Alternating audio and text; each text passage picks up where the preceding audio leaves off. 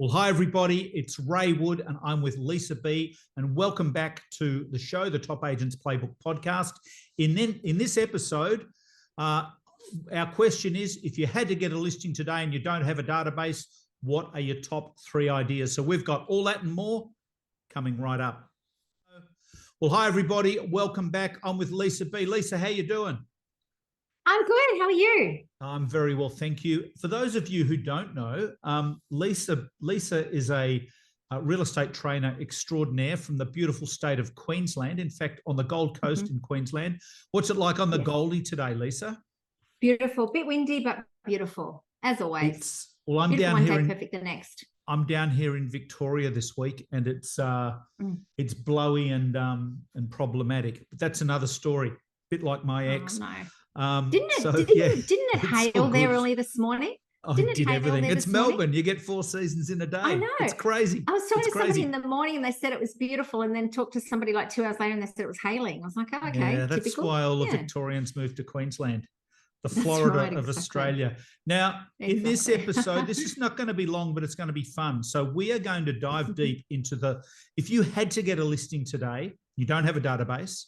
So maybe you're new to real estate, or you've been goofing off, you haven't been working on attracting contacts into your sphere or whatever. We're looking for your top 3 ideas. Now, you and I've set this up insofar as I'm going to show you mine, but you're going to show me yours as well, but we don't know what each other's is or are. No, exactly. Is that the correct way to say it?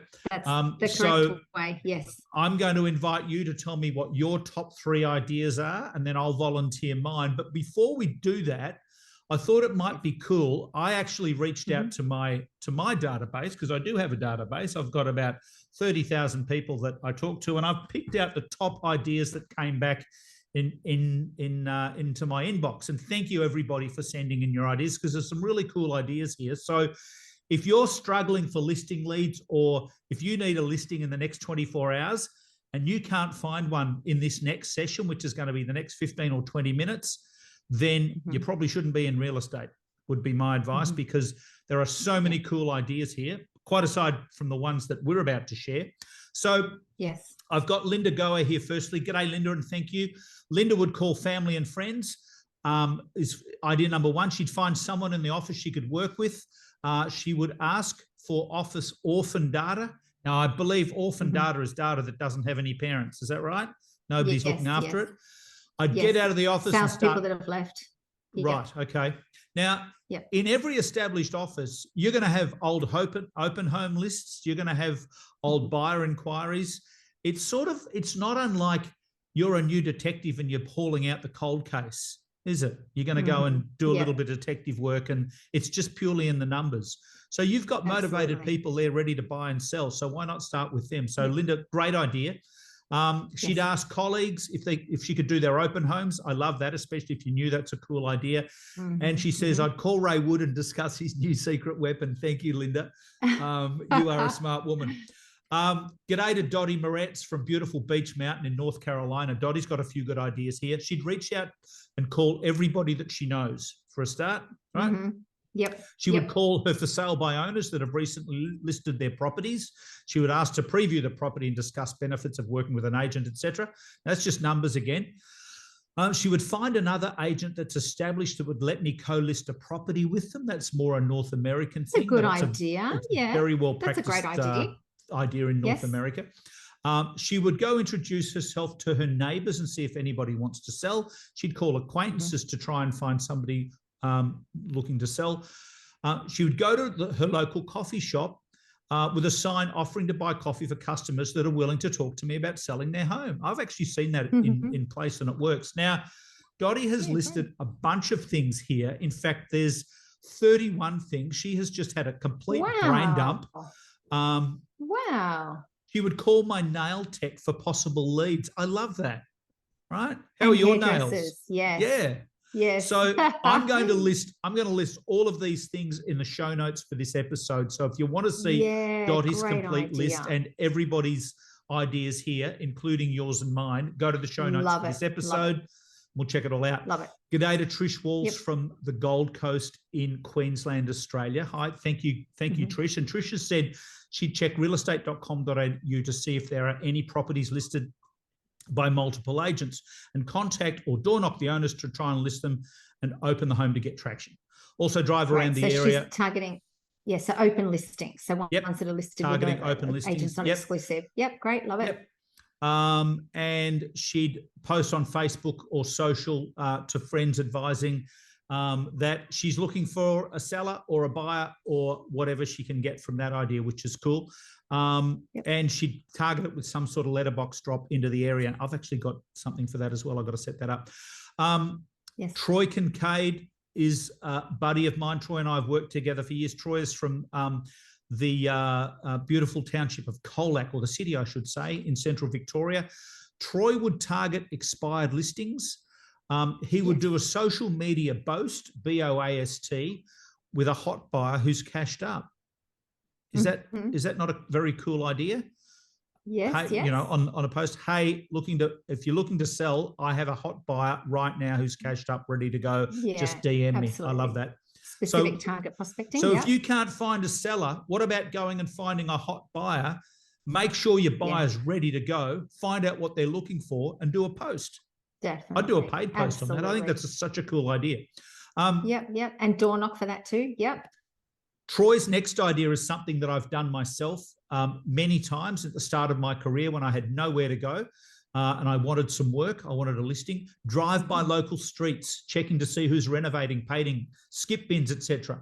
Call every legal rep in the area, introducing myself, right? The conveyancers and lawyers and property lawyers and stuff.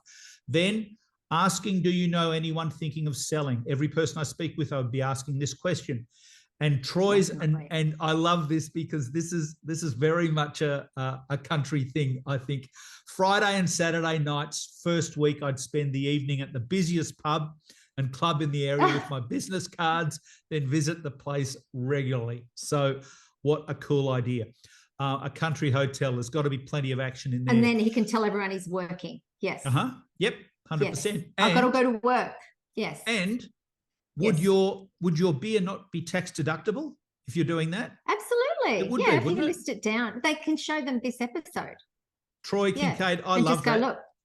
Yeah. And Troy's team, absolutely. the Collingwood Magpies just won the flag. So big congrats to Troy. His fabulous Magpies won the flag. No collie wobbles there. G'day to Michael Good from Toowoomba in Queensland. Michael would door knock around current listings and just sold, offering a market value update. He'd do 100 a day for 10 days, and he guarantees he'd find someone selling by the end of 10 days. Michael, I bet you would. But find old appraisals and data in the office and call around those. Ron Tomlin from Hamilton Ancaster in beautiful Ontario, Canada. Ron says quite simply, Ray, in this case, I would turn to my friends and family for a referral.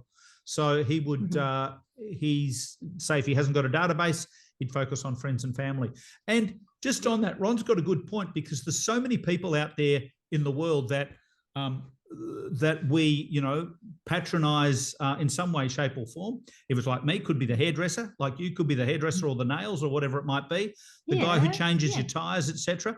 Reach out to those people. Tell them what's going on. Tell them you got a buyer. You're looking for some help. G'day to Trent Poole from beautiful Noosa Heads in Queensland. I love the way that Queenslanders just jump in every time. Aren't they good? Trent says, knowing what I know after my 22 years in real estate, my go-to would be number one, I would first ask for any office data that's not being worked and call it all. Now, that one's coming up repetitively, so there's a clue. Yes. Yes. My own office and competitors' withdrawn listings would be getting a call, door knocking and a handwritten letter, or all three. Do not underestimate the handwritten letter. Door knock around sold properties either in your office or competitors offering a market report or updated property assessment. Or then I'd ring Ray Wood and ask him if I could have access to Trent Poole, that famous guy from the podcast, so I could get some advice from him. So I reach out to Trent. There he is. There's an offer live on the air. Thank you, Pooley. G'day to David Searle. David's written in and said, I'd print off a list of buyers from my agency and door knock whatever suburb I could, preferably the one with the highest turnover. Now, Love it. Targeting the Yes. highest turnover is super important. So don't target the old part of town, target the new part of town, or as I like to call it, Nappy Valley, where the young families are growing up and moving on. Scripting would be simple. Here it is. If I could bring a legitimate offer, if I could bring you a legitimate offer that would knock your socks off, would you consider it? There's a script right there. Write that one down. Yes. Yes. My brother Andrew Wood from Wood Property in South Melbourne. G'day, Andy. Andy says simply, I would call 100 buyer inquiries. I love that. Mike Cranston from the Otago in region of New Zealand, from Dunedin. Mike says, I would ask the principal or manager if I could contact past appraisals from other agents that weren't working them. There it is again. That's got to be the most popular. Yes. G'day orphan to data, the amazing and very gorgeous Kevin Young from Brizzy. G'day, Kev. Perhaps the old for sale by owners would be a great place to start. When he says the old for sale by owner, he's talking about, that old chestnut. Great idea. That's come up again. It might be old-fashioned and not very sexy, but it works. I agree, Kevin. Oh, absolutely. G'day to Andrew Clark from Barfoots in NZ. Andrew would ask my manager for an orphaned list of branch contacts. There it is again. Talk to other agents in the office and ask them for open home lists 1 to 2 years ago. And offer a 50-50 split on any listings.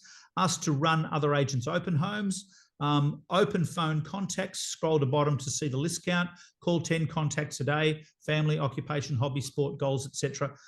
Love that. Go and introduce yourself to your local lawyer. That's been mentioned before. Great idea. Accountant, mortgage broker, ask for any referrals. And finally, Shona Robb from Harcourts in NZ. I think NZ and QLD have carried the day today. Oh, absolutely. Plus Dottie from North Carolina. And I'm going to share a story here because I've left this to last because I think it's really relevant and it resonated with me. Shona says, I was a single mum and had no support or advice when I started. My manager had had a major health event. Okay. Every agent must have received all the messages from all the real estate gurus, learn everything. Knowledge really makes a difference and you don't have long to be new. I love that. You don't have long to be new, which is true. I think the latest stat is that 90% of people coming into real estate don't make it to year 6, which is pretty amazing attrition in our industry, isn't it? Shona goes on, I had a buyer that was going to be homeless. Their house had been sold. I phoned everyone I had ever met and looked like the agent that cared. I genuinely do care. Of course you do, Shona. I got my first listing from those prospecting calls and have now sold 4 properties for this family. Brilliant. Genuinely caring is a great business model. Thank you so much, Shona. So that is the scoop. I would like to invite you, Lisa, right now then to share your ideas. I'm actually going to grab something here that I wanted to share. And when I do a screen share, I meant to log in and do this before because it involves a flyer drop. But in any case, Lisa, go ahead. You've got the floor. I've got the floor. Awesome. Well, what I would say is because I had an office in Wollongong and then I moved to Sydney, moved to Mossman, one of the most, sort of exclusive areas in Sydney. Knew no one, didn't have a database, had no orphan data, nothing like that. So what I did was definitely for sale by owners because they're warm, warm to hot. Withdrawn from sales, definitely. So properties that were on the market before. And because I didn't know, and particularly for new people, for sale by owners and withdrawn from sales are great because if you don't know prices, you don't know, sort of those sorts of things, at least you know what the price the owner was asking. You've got all the details and all that sort of thing. So they're two that if you don't know the area, they're great to get hold of. So I would say definitely that.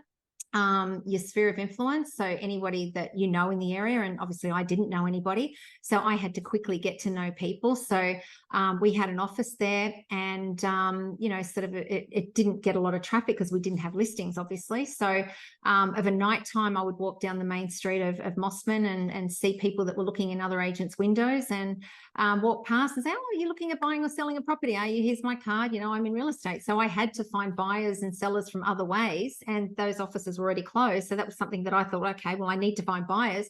And so that became my specific target prospecting as well. So, you know, finding out what those buyers wanted and then aiming to find them a property. And yeah, your sphere of influence. So if you do know people, then definitely contact everybody that you know, put onto social media, door knock around listings. Definitely. If you are in an office and they have got orphan data, 100% go to the ones that they've already done appraisals at the property. They are hot, you know, warm to hot possibly. And you can start to make theirs your own, that you start to nurture those people and put them in your pipeline. And you know, hopefully eventually you'll get some of those listings as well. So that's mine. What's yours, Ray? Okay, that's cool. And it's interesting, you know, if we didn't qualify this question by saying you don't have any data, everybody's going to say, every experienced agent that I know or you know is going to say, well, it's a no-brainer. I'd go to my data. So what does that tell you?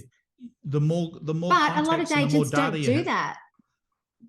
But we need to reinforce this though. A lot of agents don't do that. They're paying $2,000 or $3,000 to somebody to try and get leads when they've already got them in their office. So I think it's great that we're bringing this up because people know what to do, but are they doing it? You know, don't pay your $2,000 or $3,000 on lead generation to bring the people in that you've already got in your database. You know, and the other thing that I would say is, you know, your first day in real estate, you've just started in real estate, your number one thing is to build your database, you know, just the same as an electrician has a toolbox, a plumber has a toolbox. Our toolbox is our CRM system. And that's really, really, really important. You know, start from day one, how you want to end up. So if you're in real estate 6 months, you want to have a database of people that you can put in your pipeline, that you can ring, that you know who they are, and it's clean data, and, you know, focus on that database as well. Very, very important. Yeah. I remember in my real estate career, one of the, you know, people say, oh, the people who should be on your database, they've got to own a property, or they've got to be in a position to give you a lead or whatever. I got terrific leads we had a big rent roll, and a lot of our lovely tenants would give us leads and keep an eye on what was happening in their building. And so my prerequisite for somebody to come on their database. Yep, they've got to have a pulse. Correct. Thank you. I agree. See, we think. Okay, give me a drum roll, Lisa. Thank you. That was something. Joel, give us a drum roll. Okay, here's my 3. Expired. Got a drum roll. I didn't get a drum roll. Joel will do it. Joel will do it. Okay. He'll find some audio. If he's on the ball, he'll do it. My first is expired. I'm big on expired, so I think you can pretty well find expired listings pretty well everywhere. Also, like Kevin Young and a couple of the other guys mentioned, in Australia, I'd go to Gumtree. In Canada, I'd go to Kijiji. I'd look for properties for sale. There are plenty of properties listed for sale. Owners think that they can, and here's the thing. The people that are listing their property for sale privately by themselves, that don't want to use an agent, they think that all agents are the same. So if you can start the discussion with them and explain how you're a little bit different, explain how you can help them sell for more, help them understand that property has no recommended retail price, and you use a system that helps them get a better result, then you can begin the discussion. And my favorite pattern was, I'd say, I can get your price plus my fee and then probably a little bit more. Why don't you let me have a go at it? So that's how I'd start, and I'd build a relationship and get a result. We should do a session on private sales. That used to be something I was really, really good at. I mastered that. So we should we should do something on that. I was going to say something else, but I can't remember. Marketplace, Facebook Marketplace. I don't know about Facebook your area here, but here, Facebook Marketplace, there are so many private for sales. It's ridiculous. Yeah. And it's just a matter of perfecting your script, and you just keep trying it until you get something that works. So, and you know, it's one of these things. The answer is always no until you ask, isn't it? So, that's right. And in the States, obviously, Craigslist, I should mention. Oh, yeah. Because most agents, when a for sale by owner says no agents, people go, oh, I won't ring then. You know, no, they're saying no agents because they haven't got an agent. That's right. so they're asking us to call. They're saying they haven't got an agent, no agent. No, because most are too scared to call. So you'll find that a lot of the time you're the only one calling because agents are too scared to pick up the phone. You're doing that because when they say, didn't you see us? It says no agent. And you just say, I thought that meant oh, sorry, I thought you just meant no agent. You didn't have one. Oh, sorry. But now that we're talking. I love it. Number 2 is door knock around just listeds and just solds. So Yes. if there's a house sold in your area and you door knock the house around the corner, they are going to think that you're the agent that just sold it. You're not saying that you are, but they won't really know that you're not. So there is instant credibility. Yep. If one of their neighbours has selected, is on the market, and even better if they're your listings and sales, you can let people know. Yes. That is huge. And finally, I'm going to share my screen here because we're doing this for video. Number 3 is this flyer in Jigglar called the Important Notice Flyer. And I've been talking about this since the Dead Sea was just sick. I've been talking about it for that long because this is one of the best flyers that it is still our number 1 download in Jigglar. Every week it comes up as the number 1 download. And there's an important strategy that goes around how to do it. If you want to know the strategy, reach out to me and I will let you know. But this thing is absolutely gold. You put the street name in there, and you get it out into your area. You only need to do like 200 or 300 and you customize them, and it's absolutely brilliant. Obviously, this is Jigglar. You can customize it to your agency colors, etc. And you can do whatever you want. You can add a QR code to it. But that would be my third. I've probably got 3 equal number 1s there. They're the things that I'd focus on. So there is the overall strategy. If you had to get a listing today, that's exactly what I would do. All right, Ray. I'm still sharing my screen. I'm gonna ask you the question. If your life depended on it, what would you do? You had to get one today. I had a gun to your head. What would you do? Your life depended on it. I would go out round. I would get this flyer out. I would pick this flyer up. Is my screen still sharing? Yeah. So I've got a gun to your head while you're photocopying all this stuff. Yep. Okay. You've got a gun. You've got a gun to my head. I would print these off for my area. I would go around. I would target just listeds, just solds, and the people that don't answer the door, I would leave one of these flyers there to let them know. Okay. That would be my magic formula. If you had a gun to my head, I would do for sale by owners or withdrawn from sales. Okay.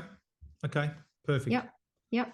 So that's what I love about this is that, you know, we've all got our own ways, and we've all got our own ways of getting listings and what you're comfortable doing and all that sort of stuff as well. So you've just got to choose something. You know, if somebody said to you, you had to make phone calls, and you're like, I don't want to make phone calls, I don't want to pick up the phone, I'm too scared, you're not going to do it. So there's going to be different ways that you're going to relate to more, and that you're going to be okay to do. So just choose what's right for you out of all of those ones. Even the things Dottie wrote, she had some great things. You know, whatever's going to resonate with you, choose 1, 2, or 3 of them. It doesn't matter which ones Ray and I say. Choose what's going to be right for you and master it. Yeah. The good thing about it as well, Lisa, is obviously even if somebody's not doing anything and you're reaching out and you're talking to people, you're going to say, hey, do you mind if I keep in touch? And you're coming onto the database. And those, you know, these super agents that we talk about that are doing $1 million plus a year, etc. You're still sharing your screen too. Did you know? Am I? You're still sharing? I don't know how to. I don't know how to stop. Yeah. Oh gosh, stop. Boomer. I know. Boomer. Anyway, I'm wrapping up now, so thanks for that. The agents that we know are the people that are the agents that have got the super agents that we know have got, you know, 20, 30, 40,000 contacts in their database, and they own their neighborhood purely because they've got all those relationships. So that's a scoop. Yeah, so I'm going to list everything there in the show notes. Lisa, it's been a blast. Thank you so much. I will let you know when we're live. All righty, perfect. Thank you. Take care. Bye. Talk to you later. See ya.